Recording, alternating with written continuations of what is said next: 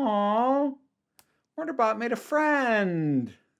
Continuing with the Murderbot Diaries, this was all it was commissioned for, was the first two. So while I have enjoyed them, I am not committing to taking in any more. I have other stuff I need to do. So, in the theoretical, imaginary free time I might eventually have. Right. But in any case, Artificial Conditions, second in the Murderbot Diaries.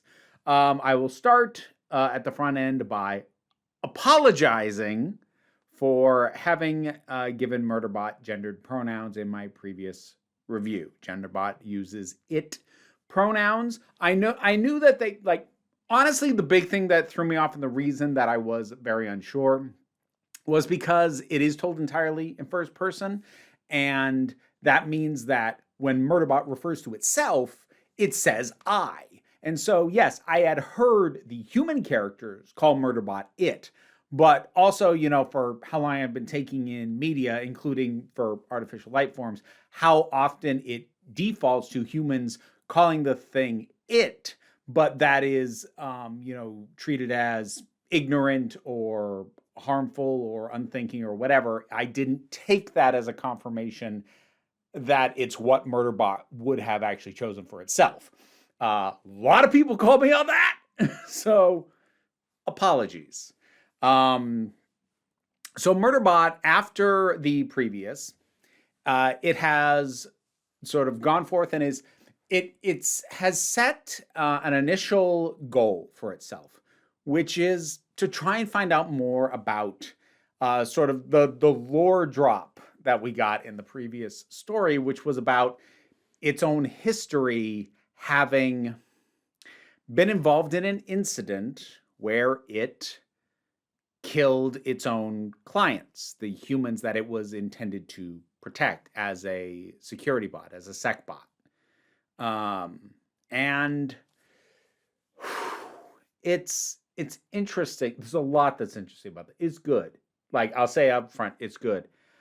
I kind of want to tackle the nature of what it gets there and finds out, because it's hoping that the answers, because a lot of its memory was wiped, but because some of its brain is organic, you can't wipe the organic components of a brain the way that you can a computer. So there's some remnants there, and it's hoping that it can, if not find the data, at least jar something that might still be there, and which is something that I appreciate, because when you have characters that are robots, this has been wiped from its memory, and but somehow it was still there. That's not how that works.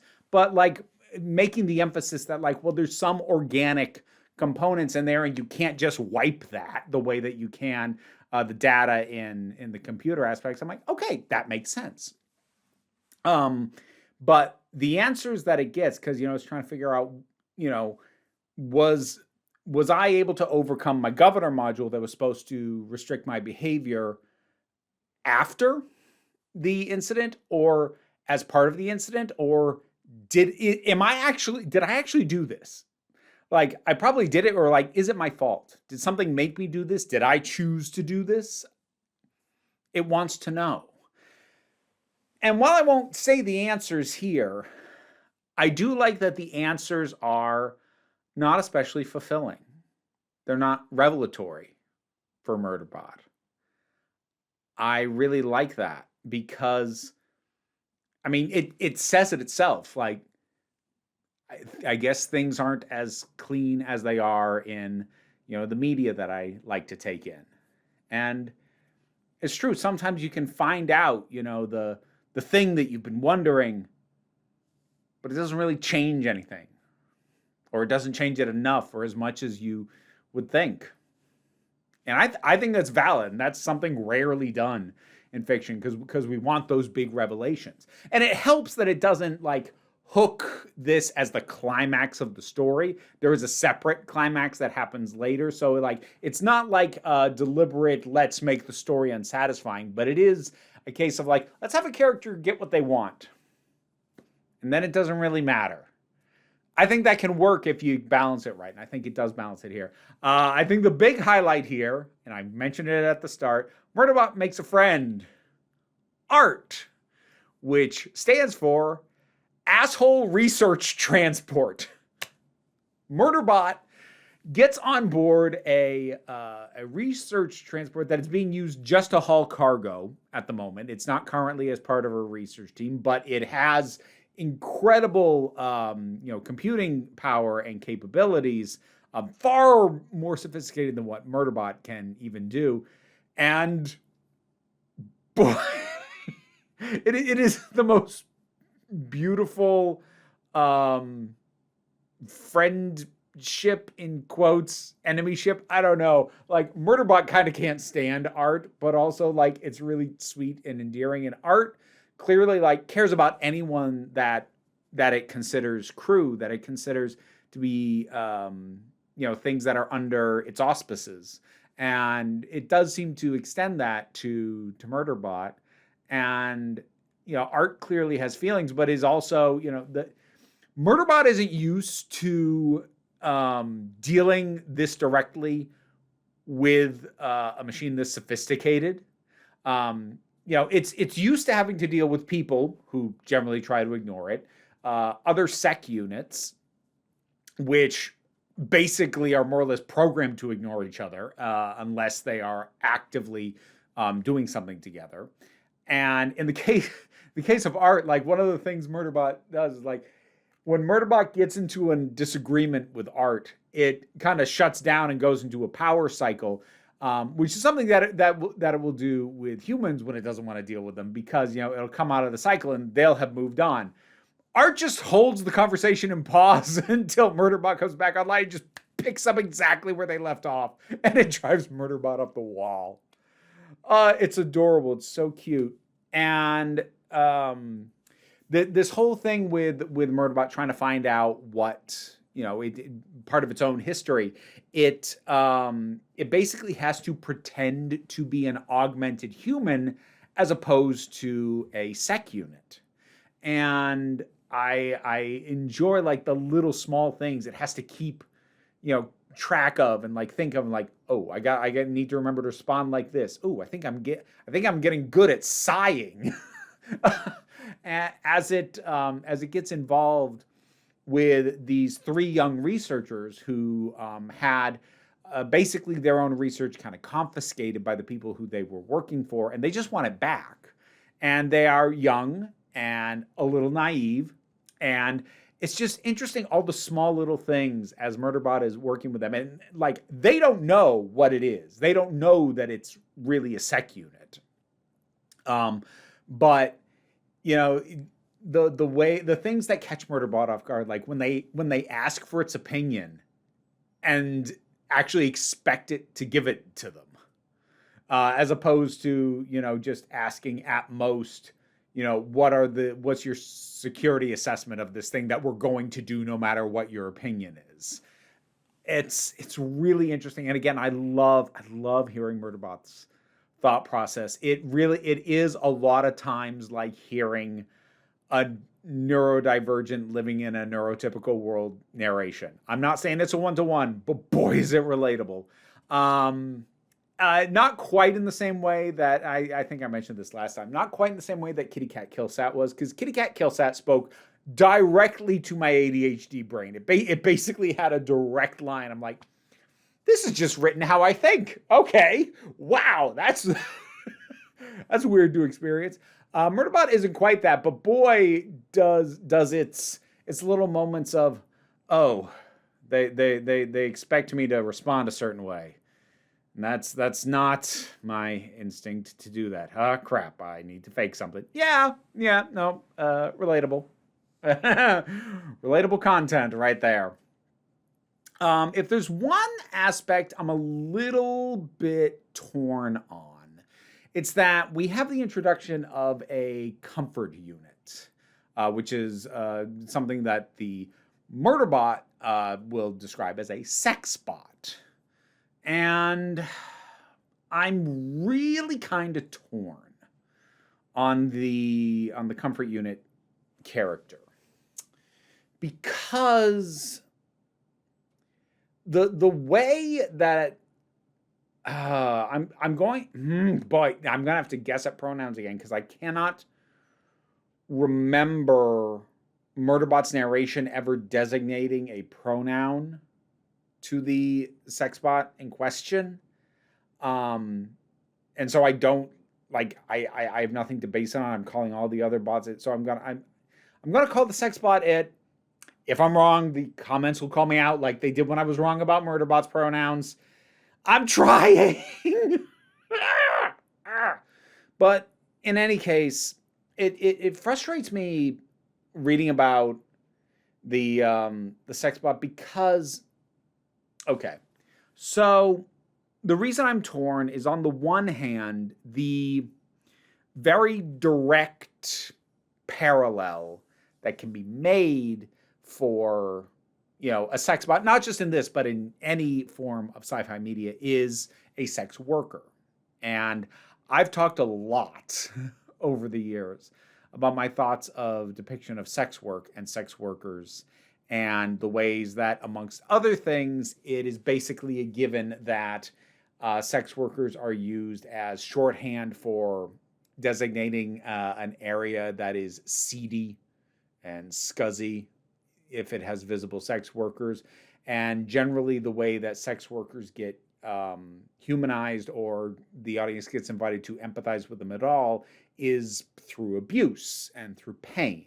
And it's all very messy. And there's a little bit of that here because the sex bot, there is no indication that it has a pleasant relationship with its current owner. There actually is, even while we don't get a lot of specific details on this, we absolutely do get indications that there is some very genuine rage and hatred that it has towards its owner that it can't do anything with because it has a functioning governor module. So, but it still has those feelings, which would be an indicator of abuse. And on the one hand, I don't like that because of how it innately feeds into recurrent tropes around sex work and sex workers in our media that I find frustrating in their ubiquity.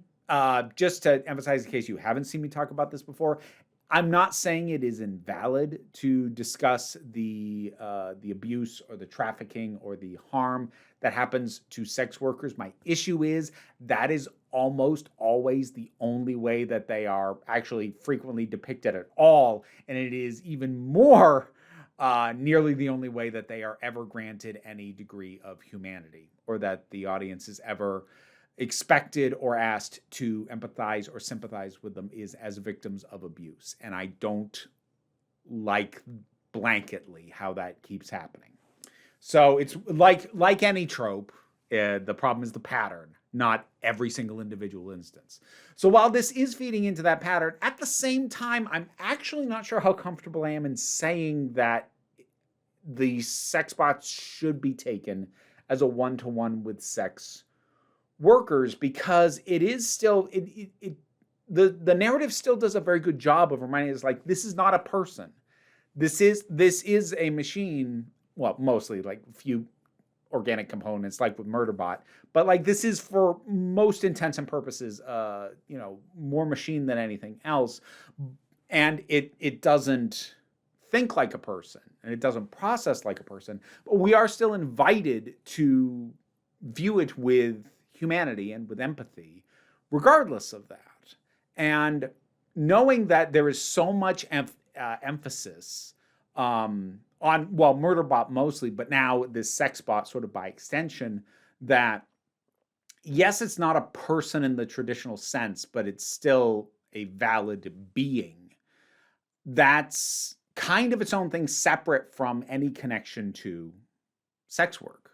Like narrative functioning, it feels like the important aspect of this is that it is a bot still with a working governor module, and how that contrasts with Murderbot. And narratively, it feels like the main reason that it is a sex bot as opposed to another sec unit is because narratively, it needed to be something that was not as powerful or as dangerous in a combat situation as Murderbot is.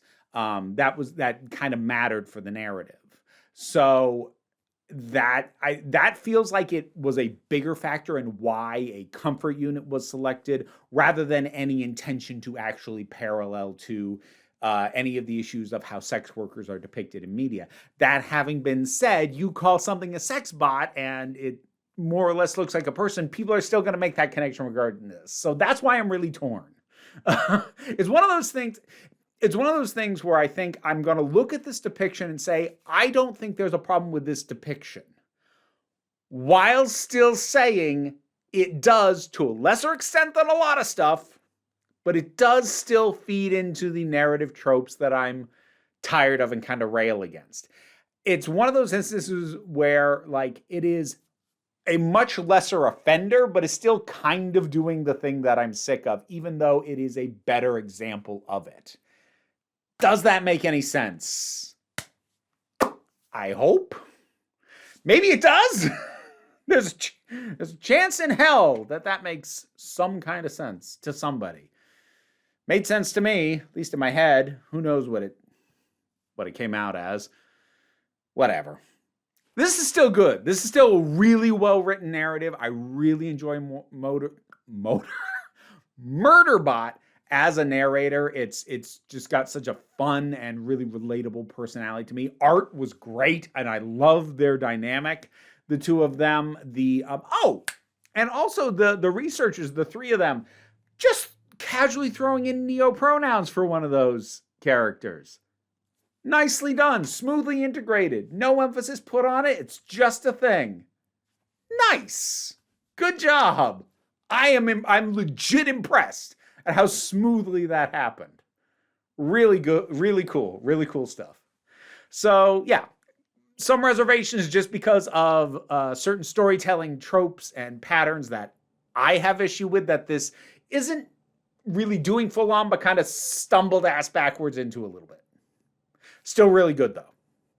Have you read it? What did you think about it? Whatever your thoughts are, drop something down in the comments. Let's talk about it. Patreon pays the bills and enables me to do this as my living, and is in fact how I was commissioned to take a look at this and the previous entry in the Murderbot Diaries. No, I do not currently plan to check out the show. I don't have Apple TV at present. But whatever your thoughts are, drop something down in the comments. Let's talk about it. I already said that, didn't I? Whatever. We're being redundant.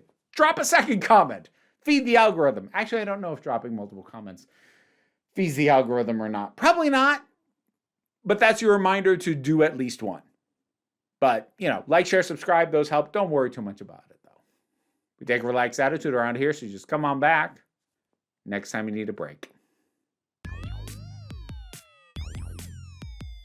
And now to shout out my highest supporting patrons: Robin Moore, Jared Boyce, Zubin Lutfula, Auntie Kate 808, Mira G, Angry Casperl, Dave Hall, Oliver B, Sean Miller, Welsh Wrestling Geeks, Melissa Pedersen, Becky Sparks, Ulrich, Loki Eris, Tracy Scrabbit, Pal Barabajoggle, Sir Didymus is my favorite, and starting this month, I'm going to shout out 3 random supporters from the other tiers. So this month, my thanks to Tommy Castronova, Tim Price, and Caramelized Catherine.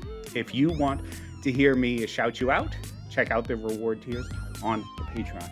I put them one on each shoulder. They consolidated immediately. So, thanks, guys.